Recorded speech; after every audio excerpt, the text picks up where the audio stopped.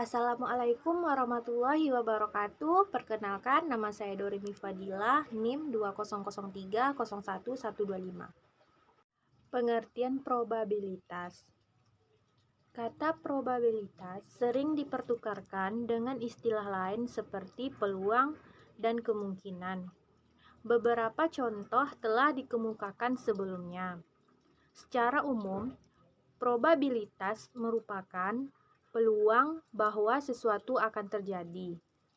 Probabilitas didefinisikan sebagai berikut. Probability is a measure of a likelihood of the occurrence of a random event. Probabilitas ialah suatu nilai yang dipergunakan untuk mengukur tingkat terjadinya suatu kejadian yang acak. Dalam mempelajari probabilitas, ada 3 kata kunci yang harus kita ketahui, yaitu eksperimen, hasil atau outcome, dan kejadian atau peristiwa atau event. Ketiga istilah tersebut sering kita dengar, tetapi dalam ilmu statistik, ketiga istilah itu mempunyai arti yang spesifik. Sebagai contoh, sebuah eksperimen dilakukan dengan menanyakan kepada 500 orang mahasiswa apakah mereka akan membeli komputer Acer jenis baru atau tidak. Probabilitas biasanya dinyatakan dengan bilangan desimal seperti 0,50, 0,25 atau 0,70 atau bilangan pecahan seperti 5/10, 25/100 atau 70/100. Nilai dari probabilitas berkisar antara 0 dan 1.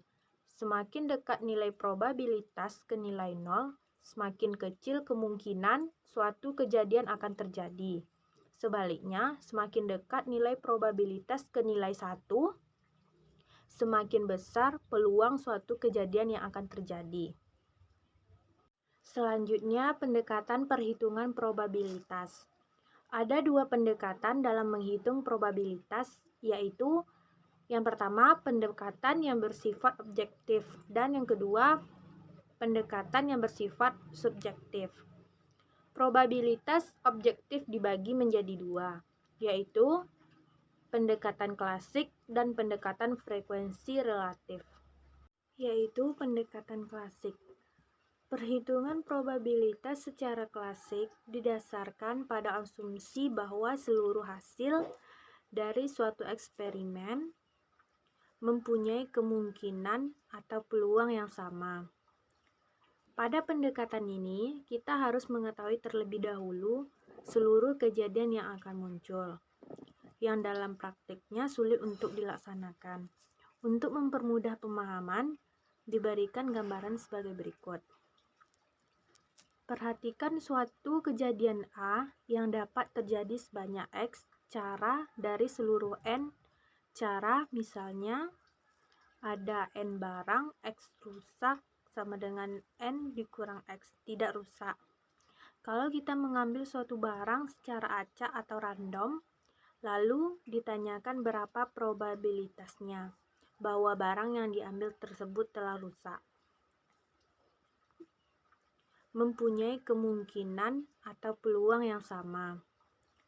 Pada pendekatan ini, kita harus mengetahui terlebih dahulu seluruh kejadian yang akan muncul, yang dalam praktiknya sulit untuk dilaksanakan. Untuk mempermudah pemahaman, diberikan gambaran sebagai berikut. Perhatikan suatu kejadian A yang dapat terjadi sebanyak X cara dari seluruh N cara, misalnya ada N barang, X rusak sama dengan N dikurang X tidak rusak. Kalau kita mengambil suatu barang secara acak atau random, lalu ditanyakan berapa probabilitasnya bahwa barang yang diambil tersebut telah rusak. Saya Risti Amalia akan membahas tentang pendekatan perhitungan probabilitas. Pendekatan perhitungan probabilitas terbagi menjadi 2, yaitu pendekatan objektif dan pendekatan subjektif. Pendekatan objektif terbagi menjadi 2, pendekatan klasik dan pendekatan frekuensi relatif. Yang pertama yaitu pendekatan klasik, didasarkan pada asumsi bahwa seluruh hasil dari suatu eksperimen mempunyai kemungkinan peluang yang sama. Contoh soal seperti di buku, kepala pabrik mengatakan bahwa dari 100 barang produksinya, ada 25 barang yang rusak. Kalau barang dibungkus rapi, kemudian seorang pembeli mengambil satu barang secara asak, berapakah probabilitasnya bahwa barang tersebut rusak?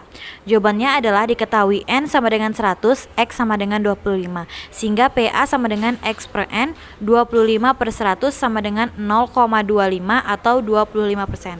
Yang kedua yaitu pendekatan frekuensi relatif. Pendekatan yang mutakhir ialah perhitungan yang didasarkan atas limit dari frekuensi relatif. Misalnya X sama dengan nilai ujian matematika 1 mahasiswa FEUI. P dalam kurung X sama dengan 8 adalah probabilitas bahwa seorang mahasiswa mendapat nilai 8. Rumusnya FR frekuensi relatif, XI kejadian, P XI sama dengan lim FI per N. Hal ini dapat ditulis dengan rumus sebagai berikut. Probabilitas terjadinya suatu kejadian sama dengan jumlah terjadinya kejadian tersebut di masa lalu per jumlah observasi. Sebagai contoh seperti yang dalam buku, sebuah studi dilakukan terhadap 750 lulusan sekolah administrasi bisnis dari suatu universitas. Dalam hal ini, studi tersebut dapat dikatakan sebagai eksperimen. Studi ini menunjukkan bahwa 300 dari 750 lulusan tidak bekerja sesuai dengan bidang studi utama yang diambil di universitas tersebut. Misal, seorang mahasiswa akuntansi bekerja sebagai manajer pemasaran.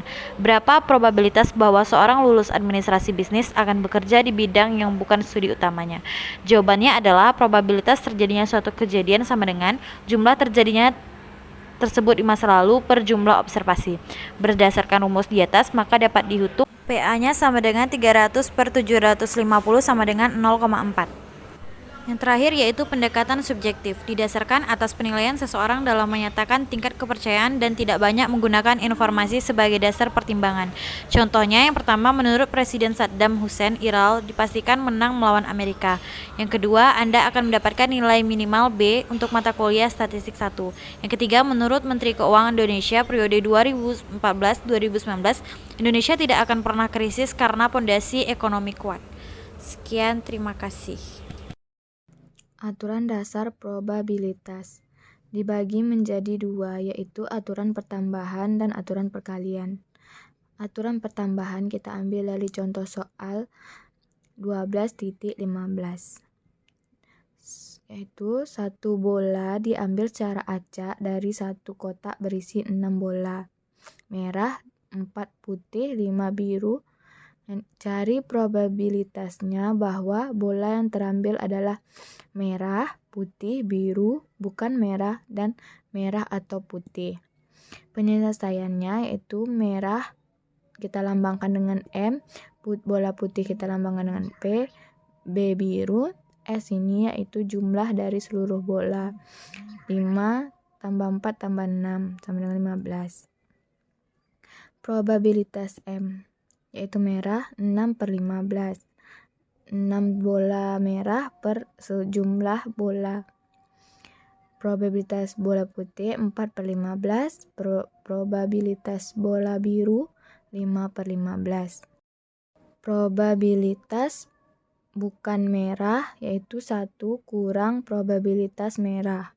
1 kurang 2/5 ini dari hasil sederhana 6/15 yaitu 2/5 sama dengan 3/5. Atau bisa juga dicari dengan 9/15 ini dapatnya dari 4 tambah 5, 9. 15 dari jumlah bola yaitu 3/5. Probabilitas MUP ini, MU ini dilambangkan dengan gabungan yaitu probabilitas bola merah tambah probabilitas bola putih, yaitu 2/5 tambah 4/15 sama dengan 10/15. Disederhanakan menjadi 2/3. Selanjutnya yaitu aturan perkalian. Dari contoh 12.15, bola diambil secara beruntun. Berapa probabilitasnya bahwa pengambilan pertama merah, kedua putih, ketiga biru? P dalam kurung MPB bila A. Bola dikembalikan setelah diambil. B. Bola tidak dikembalikan setelah diambil. Penyelesaiannya yaitu A yang pertama, PMPB sama dengan probabilitas merah kali probabilitas putih kali probabilitas biru, yaitu 6/15 dikali 4/15 dikali 5/15. 120/3375. Disederhanakan sama-sama dibagi 15 yaitu 8/225. Selanjutnya pencarian bola tidak dikembalikan setelah diambil. Probabilitas merah putih biru sama dengan probabilitas merah dikali probabilitas putih atau merah dikali probabilitas biru atau merah putih. Kita cari yang pertama probabilitas merah yaitu 6/15 karena ada 6 bola merah di antara 15 bola. Probabilitas putih atau merah yaitu 4/15 karena ada 4 bola putih di antara 14 bola karena 14 bola karena setelah pengambilan pertama. Probabilitas biru atau merah putih sama dengan 15/13 karena ada 5 bola di antara 13 bola setelah pengambilan pertama dan kedua.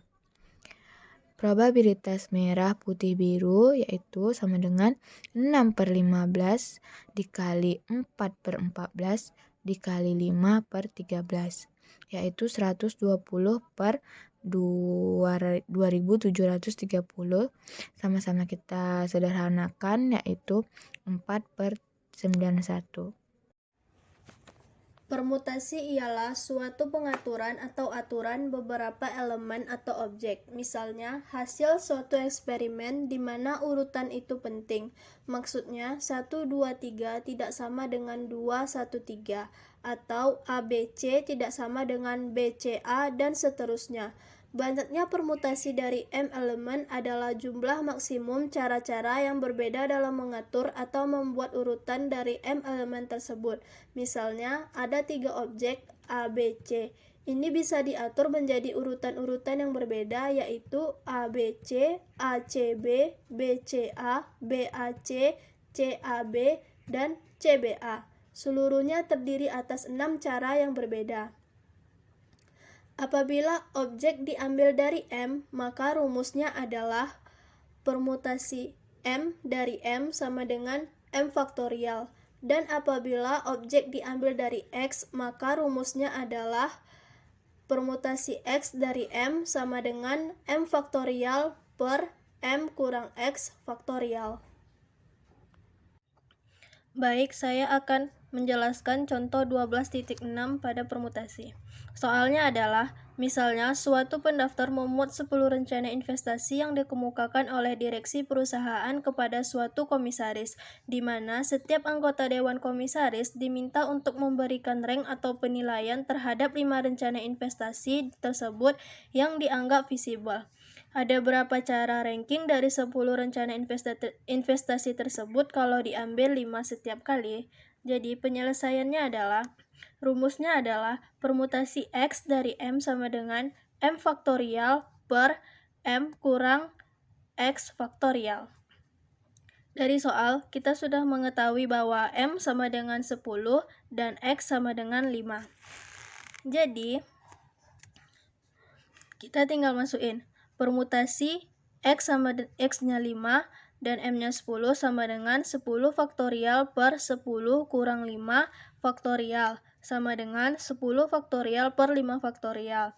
Nah, 10 faktorial ini kita jabarkan lagi jadi 10 kali 9 kali 8 kali 7 kali 6 kali 5 faktorial per 5 faktorial sama dengan, ini tinggal kita coret. Nah, jadi tinggal kalikan 10 kali 9 kali 8 kali 7 kali 6 sama dengan 30.240.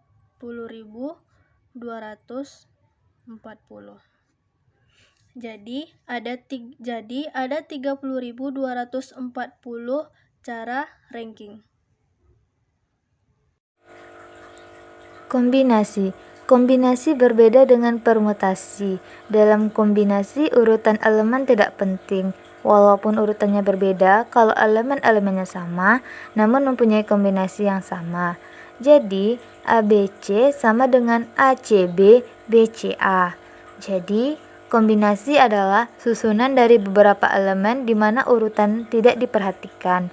Banyaknya kombinasi dari M objek diambil X setiap kali, diberi simbol kombinasi X dari M, yaitu jumlah maksimum himpunan yang berbeda-beda dan terdiri dari X elemen yang berasal dari M elemen. Karena dalam kombinasi urutan elemen tidak penting, maka dari itu banyaknya kombinasi lebih sedikit daripada banyaknya permutasi. Rumus yang dapat digunakan yaitu kombinasi M objek diambil X setiap kali.